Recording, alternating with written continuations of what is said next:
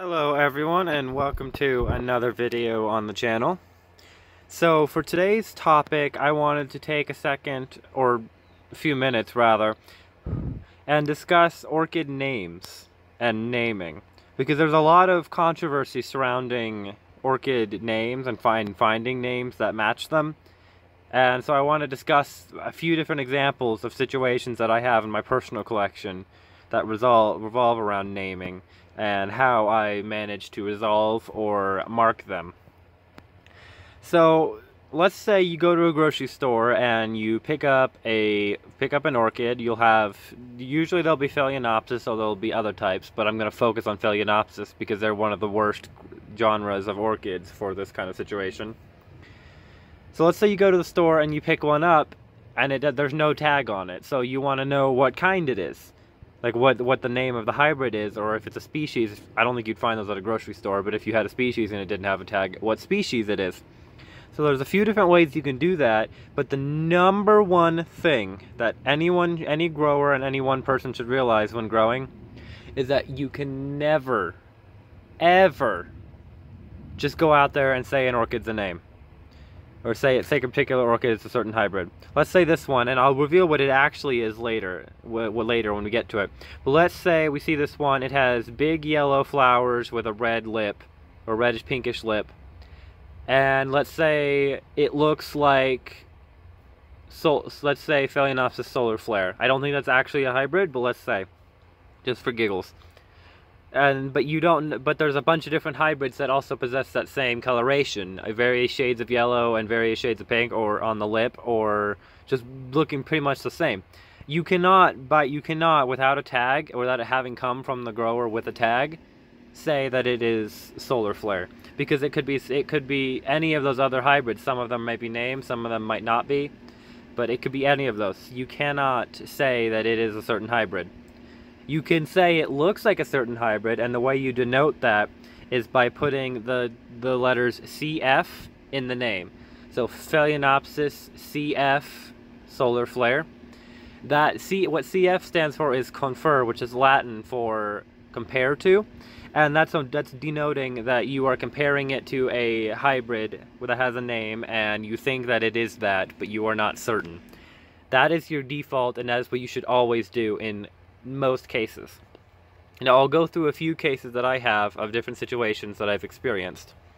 So the first one here, this is what this orchid actually is this is Phalaenopsis Jahaus Pink Girl. It was previously Dorytenopsis, but Dorytes and Phalaenopsis merged into one genre.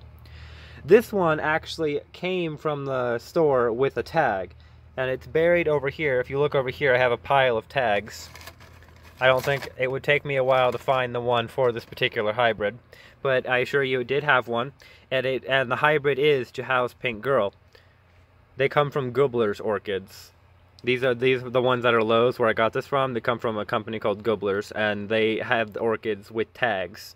They'll either have the hybrid name, or if it's not a registered named hybrid, it'll have the parents that are registered. So this one was a kind of rescue, so that's why it looks a little unhappy, but it's on its way back up.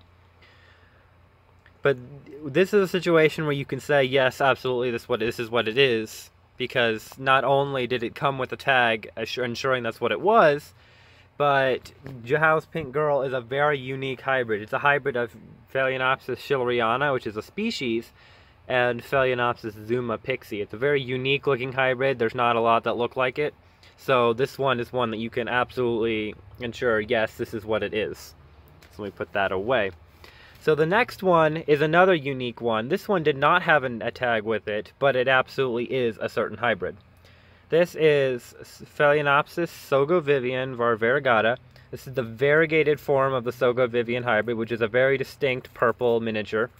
And the variegated one looks just like this. You can see it's got the leaf variegation around it. And this one, it was in bloom when I got it, and so I was able to correctly ID it. But this is a very distinctive one as well. And there aren't a lot of variegated orchids out there, but the one that's most commonly sold in grocery stores, and the only one I've ever seen in grocery stores personally, is Sogovivian here. And so this one was one that I was able to confidently affirm a name for as well. It's just a miniature. It's in spike. You can see the spike there along with a new root on that old leaf. So let me set that one aside. The next one is this one I picked up at Trader Joe's, and you can see how much of a mess it is. It's just been growing all sorts of weird ways. But this one did not have a tag on it, and it was not distinct enough to be able to affirm an ID. And the reason I say that is it's not just because it was a bland, like an average, everyday, you see it all the time color pattern. But this one is a Auric orchid, which means that the petals are mimicking the lip. Like if we take a look up here, this isn't a Phalaenopsis, this is a Dendrobium nobile orchid, but a Auric, let's say if this were Auric, these two petals would look just something like the lip to some degree. With Phalaenopsis, Auric can result in either just a petal with a little spur in the middle, as if it were mimicking the center of the lip, or like in this case, on the other extreme end, you'll have 3 fully formed lips on the flower. No petals, just 3 fully formed lips. Even though by definition the lip is technically a petal, but it's a modified petal. And so in this flower, two petals and the lip all look the same. They all look just like the lip, fully formed, like even with the little tendrils on the end and everything. So it's nearly impossible for me to find a name for this based off that, because I don't have the actual flower's appearance. So I don't know what the petals look like, and I don't know what the flower is supposed to look like normally. It might not even have a registered hybrid, or a registered hybrid name. But as you can see, it is in spike, again, double spikes, and the spikes are very unusual in that they form these little leaf-like bracts where the buds are, rather than just the little nodes. But this is one that I cannot affirm a name to, and so this one's a no ID, which is noted on a tag or in general with the letters NOID, no ID, very simply put. And so this one I cannot give a name to, and I cannot reasonably use it in breeding because I don't have a name for the parent and I don't know anything about its genetics, so I can't use this one in hybridizing. The last one here, which is also in spike, and you can see that it's got a nice spike and a branch. This one's spiked not too long ago. This is a case of what is called a trade name, which is a situation where you have a nameless hybrid, either it's unregistered, its parents are unregistered, or for whatever reason, it's just maybe the genetics are not known, but it's distinctive enough in a way to where people decided that, hey, let's just give it a name. We may not know what it officially is, but just give it this generic name, or a general name that people can call it so they know what we're referring to. This is, as denoted by the tag here, Phalaenopsis quotations mucala. The quotations signify that it is a trade name, and so this one I cannot reasonably use in hybridizing either, unless I'm not afraid to like ignore registering the hybrid. It is distinct enough to where it probably could be something, but it's also, there's no history of it, and it's not registered, and I don't know anything about the parents, and there's no research that I found that shows anything about the parents. So in this case, I can tag it with mucala as the trade name, because that's the name that it's referred to as, but not officially registered under. And that's all I can do. It's as far as I can go. I can't give it a name. I can't really hybridize with it if I have any hopes of naming the hybrids. So this is just a colloquial, this is like X. We may not know what it is, but this is what we think it is, kind of situation. And this one's actually a very nice one too, either way. I haven't bought any no IDs in a long time, but this one was so nice. This is a few years old with me. As you can see here, the leaves are speckled. Very nice. Some spots have like no speckles, some spots have heavy speckles. But all of the leaves are nice and speckled. The older ones, the speckling kind of dies back a little bit on some of them. But it's a very vigorous grower. As you can see, it's got a lot of leaves. It's bloomed a lot in the past too.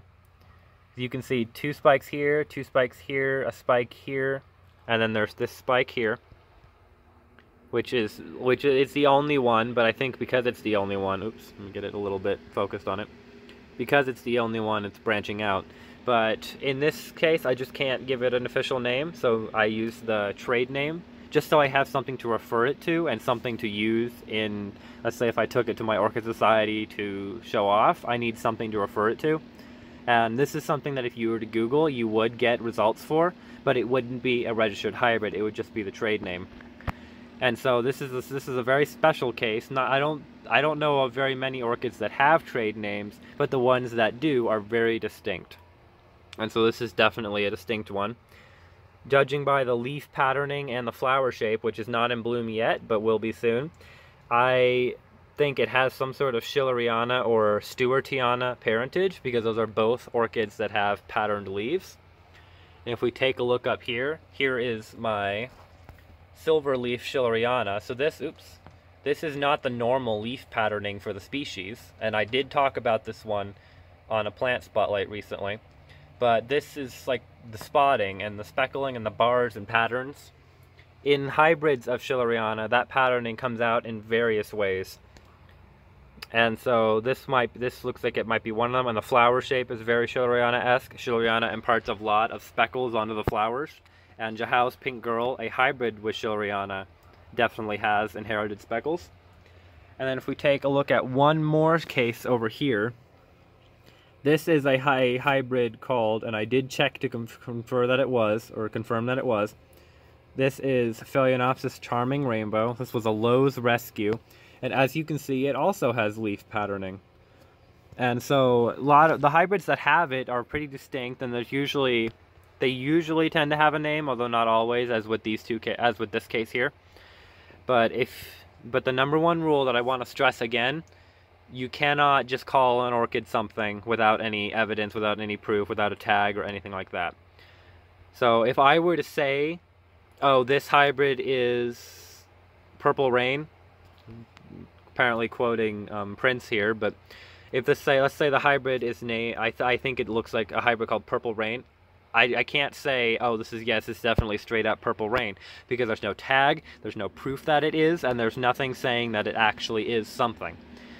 And so, unless it's a very unique hybrid, which this was one that I was able to find a trade name for, but unless it's a very unique hybrid and that there's not a lot that look like it, or nothing that looks like it, and there's distinguishing features, you cannot call it something. And that's the number one thing that a lot of growers do, because they will, I've heard of situations where hybridizers will look for an ID for a NOID parent that they're using in a cross, and then if they find one that's close enough, they slap that name on it, say that's what it is, and use that in hybridizing, and that's wrong, because it's more than likely not the same plant, and more than likely not the same hybrid, and so that's wrong.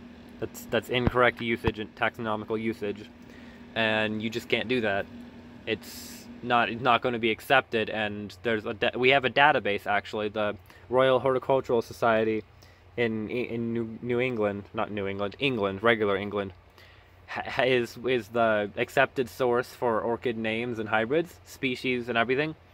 And so if you go there and you search up, let's say, Cloisia Gray Stun, it'll show you who registered the hybrid, when it was registered, and all this stuff, and it'll show you that it's an official hybrid and that it's not a synonym. Whereas if you were to type Phalaenopsis mucala into the Royal Horticultural Society search, you will come up with nothing, because it's not a registered hybrid, and it's not anything. It's just a trade name. And so you can compare to there to see if your plant is registered, if the name you have is a registered name, and if it's not, if the parents are registered, you can technically register it yourself, although it's very frowned upon. What you want to do is, if you want to contact the grower that made the cross and get permission first. If you do it without it, that's very shady, very no-no, very frowned upon. But as long as you have permission to name it, you can. But in regards to finding hybrids at the store, you can't just slap a name on. You have to have definitive proof. You have to have, if you know the seller and or the distributor, the hybridizer, you might be able to find out there, because they probably have a database of all the crosses and what they named them, if it didn't have a tag. But otherwise, can't do it. It has to be a very distinct one, or it has to come with a tag, and it has to be something that is registered as that name and is known to be that name, like the Sogo Vivian, because that one, it's Sogo Vivian, that's a registered one, and that's commonly sold in stores everywhere. Although we're only here where I am in Albuquerque, it's not super common. I've only seen it a few times. But you can't just slap a name on, and that's something that needs to be stressed a million times. It is possible to find an ID for a plant if you didn't already have one, and I have done that a couple times, but it took enormous research and enormous just time just sitting there researching, looking things up to ensure that this was being done correctly and that I had the correct name and that I wasn't just guessing. And the ones that I have, a couple that I have made guesses on, I noted that it was a confer and that it was not something that I knew for sure and could say for sure that it was. And so those are just a few things you need to note, and those are a few cases that I have experienced in my personal growing and my personal purchases and what I have done to handle those. So let's just look at the spike again, because this new spikes are always gorgeous. And so I would like to thank everyone for joining me for this video, and I hope this information was helpful to you. Thank you for joining me.